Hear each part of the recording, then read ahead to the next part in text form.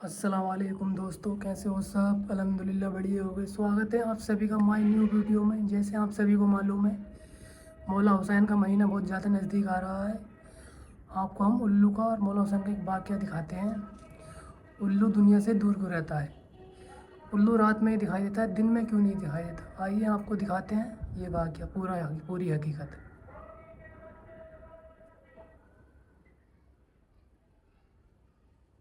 सलाम की शहादत का बहुत अफसोस हुआ और इस परिंदे ने इंसानों से नाता तोड़ लिया। ये बेजुबान परिंदा भी इतना समझता है कि हज़रत इमाम हुसैन अलैहिस्सलाम वो थे जो अल्लाह के नबी हज़रत मोहम्मद सल्लल्लाहु अलैहि वसल्लम की गोद में खेलकर बड़े हुए, जो जन्नत में नौजवानों के सरदार है। एक बेजुबान परिंदा ये बात समझता है, पर अफसोस कि काफिर दिमाग रखते हुए भी ये ना समझ सके। जब हज़रत इमाम हुसैन अलैहिस्सलाम की शहादत हुई, तब से उल्लू ने आबादी में रहना छोड़ दिया और तन्हाई में रहने लगा। उल्लू सिर्फ रात में बाहर निकलता है और दिन को तन्हा और वीरान जगहों पर रहता है। जब हज़रत इमाम हुसैन अलैहिस्सलाम को शहीद किया गया, तो उल्लू ने कसम खा ली कि वो अब आबादी में नहीं रहेगा, बल्कि तन्हा गुंजान जगहों पर रहेगा। अब उल्लू रात भर गमगीन रहता है, यहाँ तक कि सुबह हो जाती है। हज़रत इमाम हुसैन अलैहिस्सलाम की शहादत से पहले ये आबादी में रहता था और जब भी कोई खाना खाता तो उसके पास आकर बैठ जाता था और लोग इसे खाना डाल देते, पानी भी डालते थे और वो खा पी कर अपनी जगह वापस चला जाता था। जब हज़रत इमाम हुसैन अलैहिस्सलाम को कत्ल किया गया, तो वो पहाड़ों और जंगलों की तरफ चला गया और जाते हुए बोल के गया कि तुम कितनी बुरी उम्मत हो, कितने बदनसीब हो कि अपने ही नबी सल्लल्लाहु अलैहि वसल्लम के नवासे को शहीद कर दिया। फिर मैं एक परिंदा हूँ, तुम सब मेरा क्या अच्छा सोचो। बेहतर है कि मैं अपनी हिफाजत खुद करूँ। वो चला गया।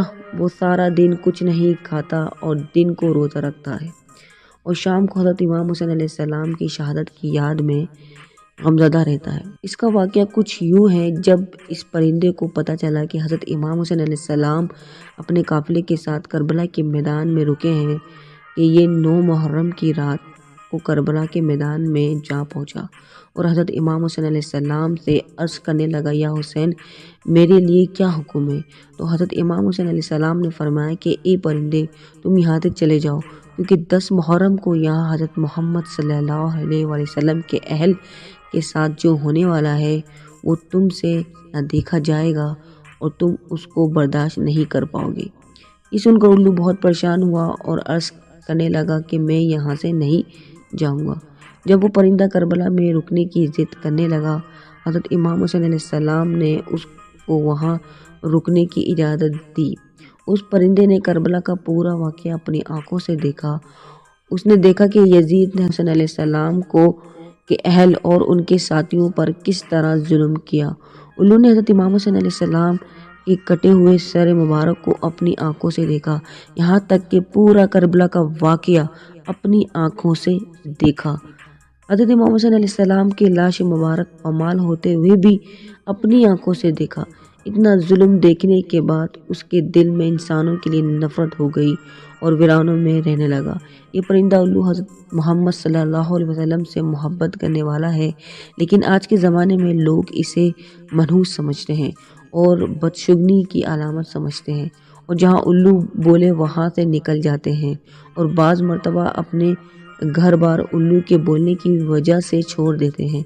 जबकि उल्लू हज़रत इमाम हुसैन अलैहिस्सलाम पर सबसे ज़्यादा गिरियाँ करने वाला परिंदा है।